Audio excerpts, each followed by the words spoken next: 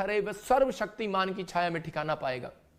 तो ये परमेश्वर की ओर से कह रहा कि परम प्रधान के छाए हुए स्थान में ठिकाना पाए रहेगा। कह रहा कब, कह रहा वो सर्वशक्तिमान का हाथ भी उसके ऊपर रहेगा। कब, कह रहा जब वो प्रेजेंस में कब आएगा, कहता है कि परमेश्वर की हजूरी में कब आएगा, परमेश्वर की दया में कब आएगा, परमेश्वर के अनुग्रह में कब आएगा। परमेश्वर के हाथ में धन, महिमा और लंबी आयु है, तीन चीजें। देखो, धन, महिमा और लंबी आयु परमेश्वर के हाथ में है। भजन संहिता में लिखा, नीति वचन में लिखा कि आप पढ़ सकते हैं कि परमेश्वर के हाथ में कि धन, महिमा और लंबी आयु है। और वो परमेश्वर कहता है मैं उन लोगों को दूंगा जो मेरी प्रेजेंस में चलना सीख जाएंगे, जो परम प्रधान के छाए स्थान में बैठना सीख जाएंगे। जब तक आप परमेश्वर के कमरे में नहीं जाते, जब तक आप प्रार्थना का लेवल नहीं बनाते, तो परमेश्वर कह रहा कि आपको अपने स्थान में नहीं रखेगा। तो इसका मतलब यह है कह रहा कि आज आपको तैयार होना है और कहना है कि परमेश्वर मेरे बच्चों को, मेरी फैमिली को पवित्र आत्मा अपनी प्रेजेंस में चलना सिखा दे। तो जो लोग इस समय चल रहे हैं, मैं कह रहा हूं इस साल के अंदर, इसी साल के अंदर आप बड़े से बड़ी जबरदस्त गवाहियों को सुनने वाले हैं यीशु मसीह के नाम में। एक बार एक लड़का था और वो अफ्रीका के जंगलों में जा रहा था। और इसी समय जब वो जंगलों में जा रहा था तो कुछ आदिवासी आए और उन्होंने, कुछ गुंडे डाकू आए और उन्होंने गोलियां मार दी उसको, टां टां टां उसको गोली मारी। एक इधर उधर गई, एक सीधी लगी गोली। और उसके बाद वो दौड़ चले गए। उससे जो भी आसपास उसके था पर्स पुर्स निकाल कर, मोबाइल निकाल कर खोस के ले गए। जब वो चला गया तो उसी समय थोड़ी देर में लोगों ने देखा करे कि वो उठ के खड़ा हो गया। लोग हैरान हो गए, कहते उठ कैसे खड़ा हो गया, क्योंकि वो खुदा की प्रेजेंस में चल रहा था। और उसके अंदर क्या था कि उसने अपनी जैकेट को खोला तो उसमें बाइबल थी और बाइबल के अंदर वो गोली फंस गई थी। हालेलुया। तो इसका मतलब क्या था कि वो खुदा की प्रेजेंस में चलना सीख गया था। जब वो बाहर जाता था तो बाइबल रख के लेके जाता था। ऐसे आजकल लोग बाइबल को हाथ में लेते हुए शर्माते हैं। पर्स बड़े बड़े नहीं, आजकल छोटे छोटे हो गए लेडीज के पर्स, उसमें छोटी छोटी बाइबल भी रख सकते हैं। लेकिन बहुत सारे लोग जो हैं कह रहे कि वो नहीं जानते, जब आप बाइबल पढ़ते हैं तो आप खुदा की प्रेजेंस में बैठे हैं। जब आप वचन को पढ़ रहे होते हैं, इस समय आपको कोई और नहीं देख रहा, दुश्मन नहीं देख रहा, आपके कर्जे वाले नहीं देख रहे, इस समय परमेश्वर देख रहा है। इस समय गॉड आपको देख रहा है, वो परमेश्वर यहोवा आपको देख रहा है और वो आज रात आपके लिए कुछ करना चाहता है।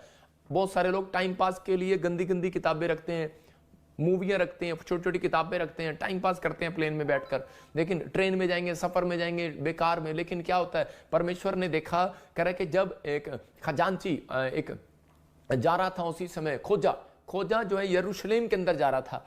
और उसी समय जब खोजा यरूशलेम के अंदर जा रहा था तो वो बाइबल पढ़ता हुआ जा रहा, धर्मशास्त्र पुस्तक। तो उसी समय फटाफट फिलिप्पुस उसके पास दौड़ कर आता है और उसी समय कहता है कि जल्दी बोल तू जो तू पढ़ रहा है तुझे समझ भी आ रहा है कि मैं तुझे समझाऊं। तो उसी समय बोल रहा था, कहता है कि तू मेरे पास क्यों आया है। कहता है क्योंकि कह रहा है तू परमेश्वर को खोजने की कोशिश कर रहा है।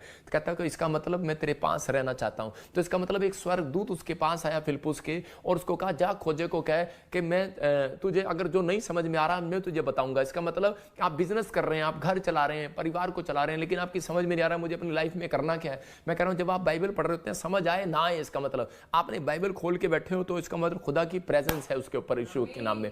और आपकी वो किसकी तरफ देख रहा है, आज वो आपकी तरफ देख रहा है और आपको आशीष देना चाहता है यीशु मसीह के नाम में। तो इस समय अपने हाथों को उठाना है और आपको कहना है कि परमेश्वर मैं तेरी प्रेजेंस में चलना चाहता हूं, तू मुझे छू और ब्लेस कर यीशु मसीह नासरी के नाम में। तो इसका मतलब यह है कि जब हम खुदा की प्रेजेंस में चलते हैं तो तीन तरीके हैं। कह रहा है कि नंबर एक, कह रहा है जो विश्वास की चाल चलते हैं, विश्वास से बोलते हैं, विश्वास से अपने अंदर, विश्वास माँ के पेट से लेकर आता है, विश्वास आपके अंदर है लेकिन आप बाहर नहीं निकालते। विश्वास दूसरों के सामने चेक होता है आपका, मतलब कि आप परमेश्वर में बने हुए हो कि नहीं बने हुए हो। जब आपके साथ परिस्थितियां उलट होती हैं, जब आपके साथ प्रॉब्लम ज्यादा बढ़ जाती हैं, तो उस समय अब्राहम की परिस्थितियां जब खराब हुई, मतलब उसकी बीवी को भी उठा कर ले गया और उसके बाद कह रहा उसको संपत्ति को भी ले गया, सब कुछ ले गया, लेकिन उस समय भी वो खुदा की प्रेजेंस से भागा नहीं है, प्रार्थना कर रहा है। तो इसका मतलब लोगों ने उसको कहा कि अब तेरा क्या होगा, तेरी गर्दन काट देंगे, लेकिन उस समय अब्राहम भी डरा नहीं है और उसने आगे से जवाब दिया कर जो यहोवा जो है वो बचाने की ताकत रखता है। तो इसका मतलब कि दानियल ने भी जवाब दिया कि यहोवा जो है वो खड्डे में गिरा था, वो बचाने की ताकत रखता है। इसका मतलब क्योंकि वो उस समय भी वहां पर प्रेजेंस में था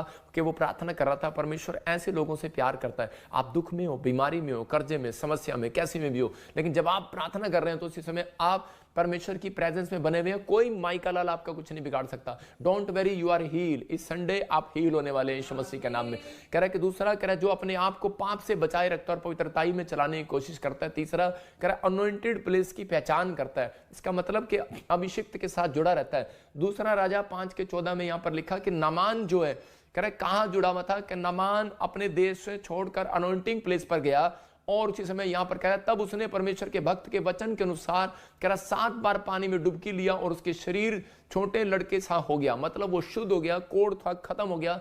कब? जब वो अनॉइंटिंग प्लेस पर गया और वहां से वो मिट्टी उठा कर लाया। तो परमेश्वर का आत्मा चाहता है, कहता है कि जब आप अभिषेक के साथ जुड़े हुए हैं, हो सकता है कि आप यहां नहीं आ पा रहे हो, लेकिन जब आप ऑनलाइन जुड़े हुए हैं तो इसका मतलब यह है कि आप एक अभिषेक के साथ जुड़ गए, अभिषेक प्लेस के साथ जुड़ गए। अंधा कह रहा है कि अगर उसको वहां पर यरीहो की नगरी के पार और अगर उसको ना बिठाया जाता, उसको पता था कि यहां से एक प्रेजेंस होकर जाने वाली है, खुदा का एक प्रेजेंस होकर जाने वाली है, यहां से यीशु मसीह जाने वाला है। वो उस स्थान पर बैठ गया, उस प्लेस पर बैठ गया, उसको पहचान थी और वो जब बैठ गया और परमेश्वर ने उसकी जिंदगी में मिराकल कर दिया। मैं कह रहा हूं उसकी आंखें खोल दी। अगर आज आपको पहचान है कि मैं इस प्रेजेंस को लेना चाहता हूं, तो इस समय अनॉइंटिंग प्लेस के साथ आप हमारे साथ जुड़े हुए हैं, तो परमेश्वर आज रात आपकी लाइफ में एक मिराकल करने वाला, और आप जो आप नहीं कर पा रहे इस हफ्ते के बाद करेंगे। आमीन बोलने वाले यीशु मसीह के नाम में मैं गवाही दे रहा हूं आपको कि एक औरत थी और मेरे वो चर्च में आती थी और उसी समय उसको पहले वो कहीं और जाती थी, वो व्हील चेयर पर थी और उसको कई बार उसको 10 बार 20 बार समझाया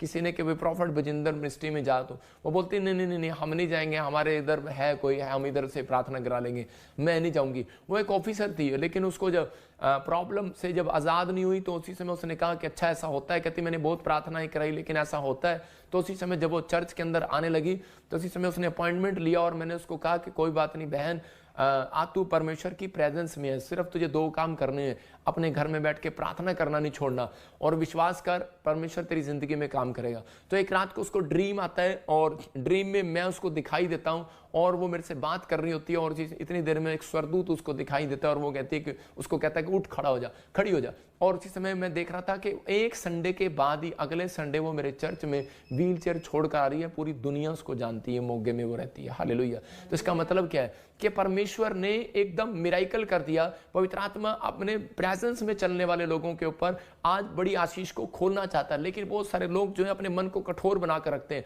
इब्रानियों के 3:7-8 में लिखा, कह रहा वचन जब तुम सुनो तो कह रहा तू अपने मनों को कठोर ना करो। मतलब कि बहुत सारे लोग जो है अपने मन को कठोर कर लेते हैं और उनकी जिंदगियों में वो आशीष छिप जाती है जो वो लेना चाहते हैं। लिखा जैसा पवित्र आत्मा का कहता है, यदि आज तुम उसका शब्द सुनो, तो उसके 8 में लिखा कि तुम अपने मन को कठोर ना करो। हालेलुया।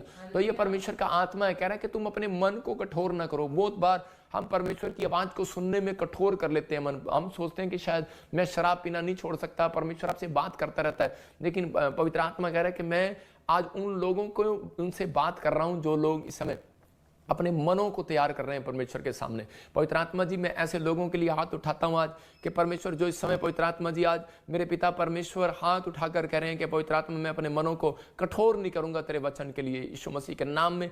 ऐसे लोगों के लिए परमेश्वर तो अपना मन खोल दे आज यीशु मसीह के नाम में। आमीन। मैं कह रहा हूं कि आज परमेश्वर अपने लोगों के लिए मन को खोलना चाहता है। बहुत बार परमेश्वर ने देखा और बहुत सारे लोगों का मन कठोर था लेकिन उनका मन खुला। नामान का मन कठोर था लेकिन उसको एक लड़की समझाती रही, लेकिन उसने उसी समय अपने मन को खोला। मैं ये प्रचार इसलिए कर रहा हूँ इस समय प्रेजेंस में रहने का, मतलब कि अगर आप बाइबल पढ़ते हैं, प्रार्थना करते हैं, तो परमेश्वर की प्रेजेंस इस साल के अंदर आपके घर आने वाली है। दिसंबर के अंदर कह रहा है कि यहाँ पर परमेश्वर उन लोगों की गलतियों को माफ करता था, इजरायलियों की। कह रहा है कि लास्ट महीने के अंदर के पूरे साल में जो गलतियां की हैं, लेकिन अगर वो गलतियां हो रही हैं तो अब मैं उन गलतियों को क्षमा करूंगा अगर वो लोग मेरे पास लौट कर आए। तो इसलिए परमेश्वर ने एक वचन ठहराया था जकरिया 14:17 में कि जो कोई यरूशलेम में ना जाए, करा उसके यहाँ पर वर्षा नहीं होगी। तो इसका मतलब आदेश था पृथ्वी के कुलों में से जो लोग यरूशलेम में राजा और सेनाओं के यहोवा को दंडवत करने के लिए ना जाएंगे, उनके यहाँ वर्षा नहीं होगी। इसका मतलब कि यरूशलेम में उनको 3 बार जाना पड़ता था। लेकिन 2 तरह के लोग थे। सुलेमान के जो 2 लड़के थे वो 2 आपस में लड़कर फट गए और उसके बाद कह रहा कि उसका सेनापति जो था वो उसके साथ फट गया और उन दोनों ने क्या किया, अपना अपना राज्य स्थापित कर लिया। और उसमें से एक ने क्या किया, एक ने परमेश्वर की आवाज को सुना कि मैं यरूशलेम के अंदर रहूंगा और पूरी दुनिया के लोगों को वहां पर बुलाऊंगा, और उसने कहा कि यहां पर यरूशलेम में प्रेजेंस है। लेकिन दूसरे ने क्या किया, दूसरे सेनापति ने क्या किया, जब वो उसने जाकर दूसरे राजा को जब भड़काया और उसने क्या किया, उसने कहा नहीं इतनी दूर अगर सब लोग यरूशलेम में गए तो कह रहा है कि सब के सब सुलेमान को राजा मानने, सुलेमान के लड़के को राजा मानने लगेंगे और वो वहीं ठहर जाएंगे, वापिस नहीं आएंगे। इसलिए उसने उसी समय क्या किया, उसने सोने का बछड़ा बनाया और उसी समय वहीं पर एक मूर्ति बनाकर वहीं पर स्थापित कर दिया और लोगों का यही तुम्हारा भगवान है, यही तुम्हारा सब कुछ है। और लोग वहीं पर जाकर प्रार्थना करने लगे और उस दिन से परमेश्वर का क्रोध उनके ऊपर पड़ने लगा। इसलिए परमेश्वर ने कहा यरूशलेम में अगर 3 बार नहीं जाओगे तो उसी समय प्रॉब्लम रहेगी। मैं कह रहा हूं साल में 3 बार, इसका मतलब कोई जरूरी नहीं आपको दिसंबर में छुट्टी नहीं मिल रहा, जनवरी में नहीं मिल रहा, फरवरी में नहीं मिल रहा, आप 3 बार कभी भी जा सकते हैं। मैं कह रहा हूं कि अनॉइंटिंग प्लेस जो होता है इसका मतलब कि परमेश्वर ने वो ठहराया कि एक छोटा यरूशलेम है। जब आप हमारी मिनिस्ट्री के साथ जुड़े हुए हैं, अगर आप नहीं भी आ पा रहे, आप ऑनलाइन जुड़े हुए हैं, तो परमेश्वर का आत्मा आपसे बात कर रहा है और आपको आशीष दे रहा है और कह रहा है कि जो लोग इस समय जुड़े हुए हैं, कह रहा है वो एक आशीष की वर्षा को देखने पाएंगे इस साल के अंदर यीशु मसीह के नाम में। ये तरीका था, ये तरीका है। एक आदमी अमेरिका से 4 बार प्लेन की टिकट खर्च करके मेरे पास आया और इस समय बोल रहा था कि मेरे बहुत कर्जे में हूं, मेरे बच्चे शादी नहीं करते, मेरे फैमिली के लोग जो है, मेरी वाइफ जो है मेरे बच्चों को लेकर चली गई है। मैंने कहा जा, आज से मैं तेरे लिए भविष्यवाणी करता हूं, परमेश्वर पूरी फसल कटने के बाद, मतलब कि एक फसल कटने के बाद प्रभु ने मुझे कहा मैं तुझे ब्लेस करूंगा। तो बोलता है एक फसल कब कटेगी? मैंने कहा वो गेहूं का दाना कटने वाला है और 6 महीने के बाद तेरे को गुड न्यूज मिलेगा। और उसको 6 महीने के बाद परमेश्वर ने एक पेट्रोल पंप दिया और उसको, उसका बच्चा आशीषित हो गया, उसके बच्चे उसके साथ मान गए और वो वापिस आए, पत्नी वापिस आई, शादी भी हो गया। मतलब कि परमेश्वर की प्रेजेंस में चलना, परमेश्वर के दास की प्रेजेंस में, कह रहा है जब वो उसकी आज्ञा में आप चलते हैं तो परमेश्वर की प्रेजेंस में चलते हैं। जब आप बाइबल के वचनों में चलते हैं तो आप परमेश्वर की प्रेजेंस में चलते हैं। जब नामान जो है अलीशा के आज्ञा को माना तो वो प्रेजेंस में चल रहा था। इसका मतलब जब हम समझाते हैं, जब लोग मान लेते हैं तो उनकी जिंदगियों में काम होना शुरू हो जाते हैं। देखो यहाँ पर मरियम को इस समय मरकुस की किताब में 5 के 28 और 29 में इस लेडीज को हम देखते हैं, इसको लहू बहने का रोग था।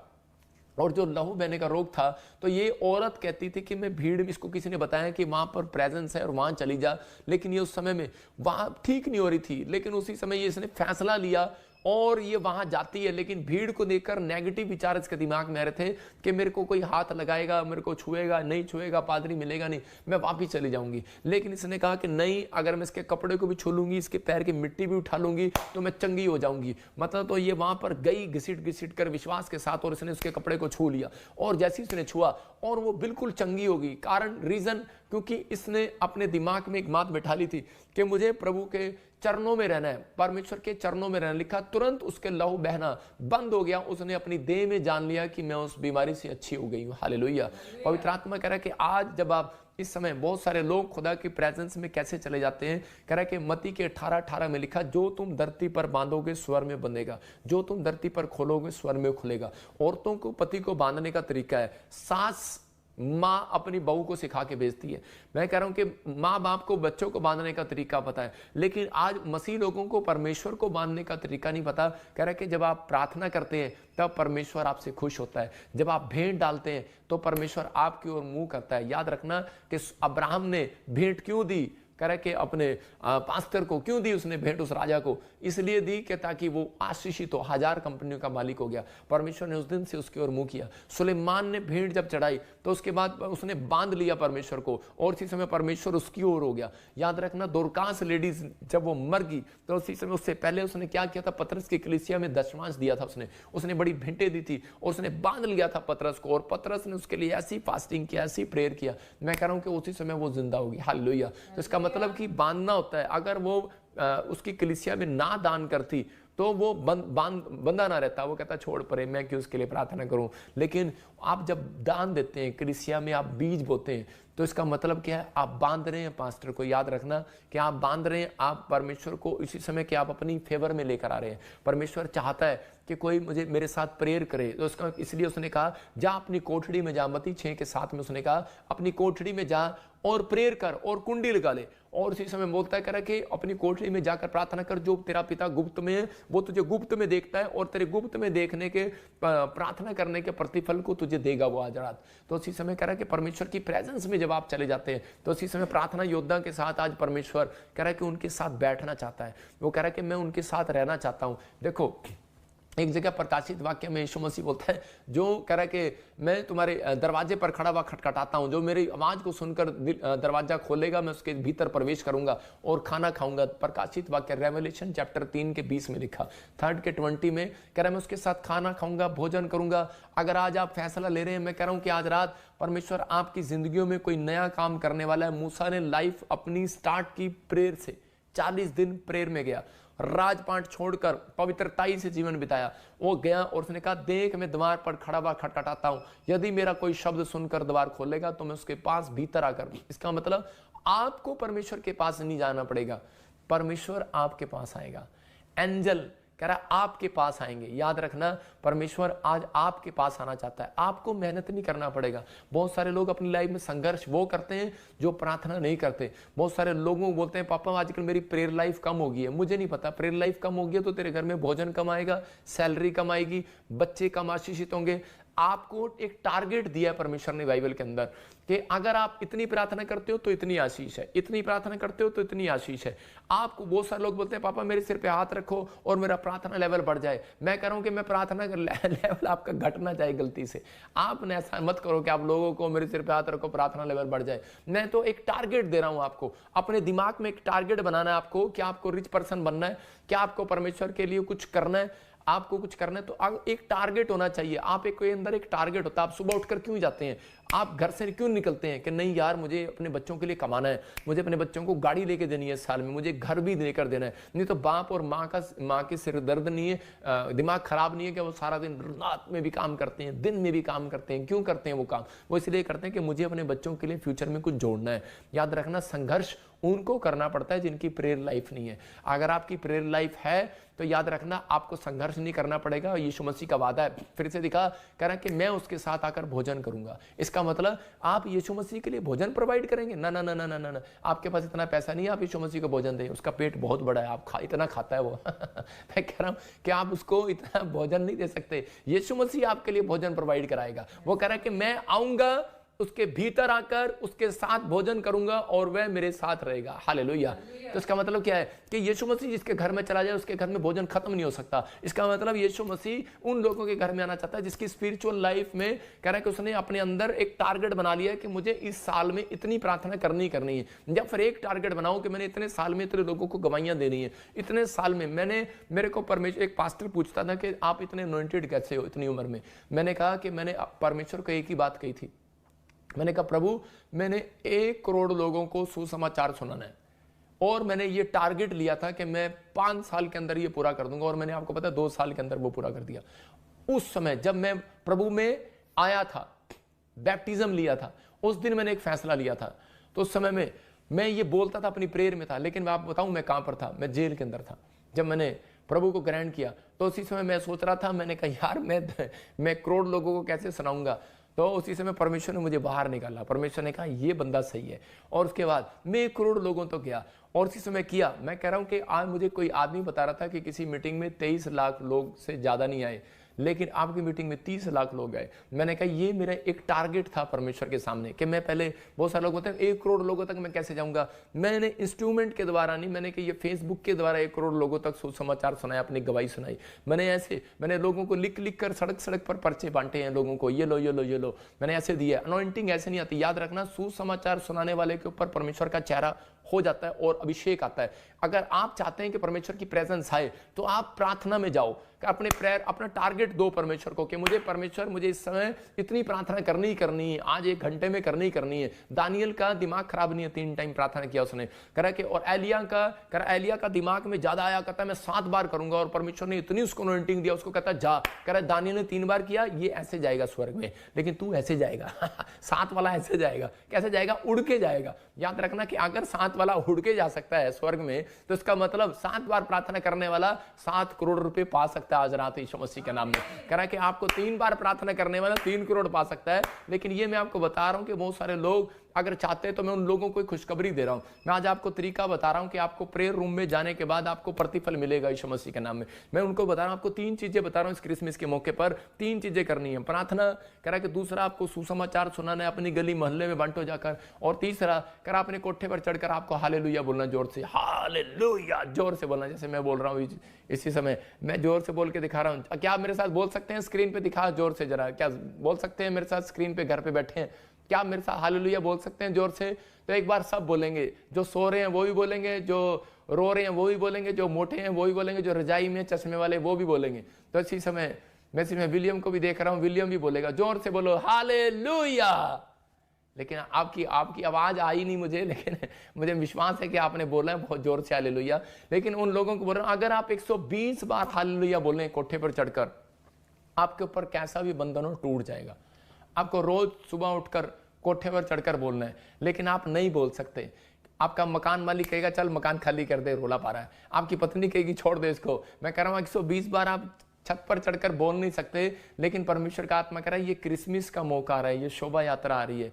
इस मीटिंग में कह रहा है कि आप ऑनलाइन देखते रहना और जोर जोर से चिल्लाते रहना, हालेलुया के नारे लगाते रहना। जो लोग यहाँ पर आ रहे हैं उन लोगों को बोल रहा हूँ, छत्तीसगढ़, उड़ीसा, पंजाब से, मैं कह रहा हूँ राजस्थान से, क्या कहीं से भी आ रहे हैं, पूना से, बिहार से, कहीं से यूपी से भी। मैं कह रहा हूँ बहुत सारे लोग जब खुदा की प्रेजेंस में चले, कह रहे कि उस समय यरीहो की नगरी की, मैं कह रहा हूं उस समय दीवार थी, बहुत बड़ी खड़ी थी। हो सकता है आज आपके ऊपर कर्जे की दीवार, बीमारी की दीवार, समस्या की दीवार खड़ी हो, लेकिन उस समय परमेश्वर ने योशू को एक तरीका दिया था कि इसके चारों ओर चक्कर काटना और 7वें चक्कर में जय नारे लगा देना। मैंने कहा परमेश्वर कि आपने पहले चक्कर में क्यों नहीं इनकी दीवार तोड़वाई? परमेश्वर ने कहा पहले चक्कर में कह रहे थे हम बहुत ताकतवर हैं, क्योंकि वो 6 फुट से भी ज्यादा लंबे होते थे, 8 फुट के होते थे, उनके डोले बड़े बड़े होते थे, और वो उसी समय उनके पास भाले होते थे, उनके पास तीर होते थे, और वो सोचते थे हम इससे तोड़ देंगे, मुक्के से तोड़ देंगे। आज बहुत सारे लोगों के पास पैसा है, धन दौलत है, वो सोचते शायद डॉक्टर को ही खरीद लेंगे, घर पे ऑपरेशन करेगा हम ठीक हो जाएंगे। तो इस समय हो सकता है कर्जे की दीवार, बीमारी की दीवार, वो दौड़ रहे थे, पहले चक्कर में दौड़े, ले योशू हम तो तोड़ देंगे इसको, 2 में तोड़े, 3 में तोड़े, 4 में कहते यार, 5 में थक गए, 6 में कहते तो हमारे से नहीं हो सकता, कहता ये तो परमेश्वर से हो सकता है, कहता ये दीवार बहुत मोटी है, टूट नहीं रही है। लेकिन उसी समय क्या हुआ कि उन्होंने जब हालेलुया का नारे लगाए, जय जयकार के नारे लगाए, तो वो दीवार गिर गई। हालेलुया। तो इसका मतलब यह है कि जब आप परमेश्वर की जब आप प्रार्थना करते हैं, हो सकता है आपको प्रार्थना करनी ना आती हो सकता है आपको बाइबल पढ़नी ना आती हो, आप अनपढ़ हो। तो उन लोगों को बता रहा हूँ, ऑफिस में जाते हो लेकिन आपके सामने कोई लोग बैठे हो और आपसे बात ना करते हो, डॉक्टर आपका ऑफिसर आपको गुस्सा करता हो, तो आप कानों में लीड लगाकर या फिर आप उसी समय आप हालेलुया का जाप कर सकते हैं। आप समझ में आए कि नहीं? परमेश्वर को प्रेजेंस में लाने के लिए मैं कह रहा हूं आपके अंदर परमेश्वर है, आप उसकी प्रेजेंस आपके अंदर है, वो ध्यान लगाता है। जब आप हालेलुया का नारे लगाते हैं, जब आप अंदर ही अंदर हालेलुया हालेलुया, आप क्या करते हैं? आप मांगना स्टार्ट कर देते हैं पहले। इसलिए आपके घर में कह रहा है कि जो आपकी डिमांड होती है वो लेट हो जाती है। मैं आपको पहले मांगना नहीं है, पहले परमेश्वर की तारीफ करना है। अभी देखो जैसे वो बहन जी बैठी है, कौन सी बहन जी, किसी का नाम मैं पढ़ रहा हूँ, दिख नहीं रहा। हाँ, जैसे वो दोनों पति पत्नी बैठे हैं ये रजाई में, हाँ इनको खोल के दिखा जरा, हरबंस सिंह ग्रेवाल को, हाँ इनको देखो। अभी मैं इन दोनों से बात कर रहा हूँ, हरबंस सिंह ग्रेवाल से, तो मैं इनको कह रहा हूँ कि अभी बहुत सारे, अभी मैं इनको कहूँ हाँ जी भाई साहब आप हमें आप 1 लाख रुपए दे दो, गाड़ी दे दो, अपनी गाड़ी दे दो, अपना घर दे दो। हरबंस जी आप देंगे मेरे को? आप सीधा अगर आपकी पत्नी आके मांगे तो मैं आपको देख रहा हूं ऑनलाइन, लेकिन आप नहीं देंगे। लेकिन उसी समय फिर उन लोगों के लिए बोल रहा हूं कि अगर आपके लिए बोला जाए, आपकी तारीफ की जाए कि भाई साहब आपका चश्मा बड़ा अच्छा है, भाई साहब की मुच्छे बहुत शानदार है, हरबंस जी तुहाडी मुच्छां बड़ी शानदार हैगियां, मैं कहा तुहाडी मुच्छां बड़ी शानदार हैगियां हरबंस जी, तुहाडी मुच्छां बड़ी सोहनी हैगियां। मैं कह रहा तुहाडी मुच्छां बड़ी सोहनी है, वो कहता कुछ कह तो रहा है तो आपकी मुच्छें बड़ी सोहनी है, और मैं कह रहा हूं कि आपकी मैं तारीफ कर रहा हूं। अभी जब मैं तारीफ करूंगा तो उसके बाद क्या होगा? ये कहेंगे कि यार वो जा यार, ले जा यार, जो चीज लेनी है। मैं यही समझा रहा हूं आपको कि जब आप परमेश्वर की तारीफ करते हैं तो जो मांगेंगे आज रात परमेश्वर आपको खुश होकर देने वाला है, यीशु मसीह नासरी के नाम में। आपको अपनी लाइफ में करना है। कह रहा है कि परमेश्वर को अपनी प्रेजेंस में रखने का मतलब, परमेश्वर की प्रेजेंस में कैसे जाना है, परमेश्वर किसको रखेगा अपनी प्रेजेंस में, कौन रहेगा जो परम प्रधान के छाया स्थान में, कह रहा कौन जाएगा, कौन ठिकाना पाएगा वहां पर? कह रहा वो जो परमेश्वर की तारीफ करेगा, जो बदी के रास्ते रास्ते पर ना चलेगा, जो करे उसमें कलाम में बना रहेगा, वचन में बना रहेगा, परमेश्वर की प्रेजेंस में बना रहेगा, उसके पीछे चलने का फैसला लेगा, पवित्र आत्मा करा और प्रार्थना करता रहेगा, करा उसके साथ परमेश्वर जुड़ा रहेगा। हालेलुया। तो इसका मतलब कि परमेश्वर की प्रेजेंस में, मैं आपको एक बता रहा हूं, वचन से देखेंगे हम गिनती की 17 के 4 में, यहां पर क्या हुआ कि कुछ लोग परमेश्वर की प्रेजेंस में चल रहे थे, लेकिन एक दिन उनको गुस्सा आया मूसा और हारून पर और बोले जा हम तुम्हारे साथ नहीं चलते। हो सकता है कई बार आपको पादरी पे गुस्सा आया था, जा प्रॉफेट बजिंदर हम नहीं तेरे साथ चलते, लेकिन उसी समय उसको गुस्सा आया और उन्होंने कहा हम तेरे साथ नहीं चलेंगे। लेकिन उसी समय परमेश्वर ने उनको बताया कि मैं तुम्हें बताता हूं कि परमेश्वर के दास के साथ चलना, परमेश्वर के साथ चलना है। कह रहा कि आज मैं तुम्हें एक तरीका बता रहा हूं। देखो उन्होंने क्या किया, इसमें इसका 5 भी निकालियो, लिखा और छड़ियों को मिलाप वाले तंबू साक्षी पत्र के आगे 2 छड़ियां ली उसने, डंडियां, ऐसे डंडियां, और डंडियां लेकर कह रहा है कि जहां मैं तुमसे लोगों से मिला करता हूं। किससे? मतलब कि जहां पर मूसा और हारून प्रेयर करते थे तंबू के अंदर, तो उसने कहा कह रहा उन छड़ियों को मिलाप वाले तंबू के साक्षी पत्र के आगे रख दे, जहां मैं कह रहा इन लोगों के लिए कह रहा तुम लोगों से मिला करता हूं। और वो डंडी जो थी वो उन्होंने उनके सामने वहां पर रख दी, डंडियां, 2 डंडियां, और जितनी जितनी डंडियां थी, मूसा की डंडी अलग और दूसरों की डंडी अलग, दूसरों की डंडी अलग, सबकी डंडियां रख दी। जो जो अपने आप को प्रधान समझ रहे थे, जो जो अपने आप को पास्टर समझ रहे थे, जो जो अपने आप को बड़ा समझ रहे थे, उनकी डंडियां रख दी। परमेश्वर ने कहा आज उस डंडी पर फल लगेंगे, फूल लगेंगे। देखो डंडी के ऊपर, अभी मैं डंडी कहां से लाऊं, अभी मान लो ये डंडी है, दिखा जरा कोई भी डंडी, तो ये डंडी है, ये तेरे पीछे फूल लगा हुआ, फूल फूल फूल दे दे उतार के, हाँ दे मेरे को जरा। देखो मैं बता रहा हूं आपको, देखो अब ये डंडी है और ये डंडी जब तक मिट्टी में नहीं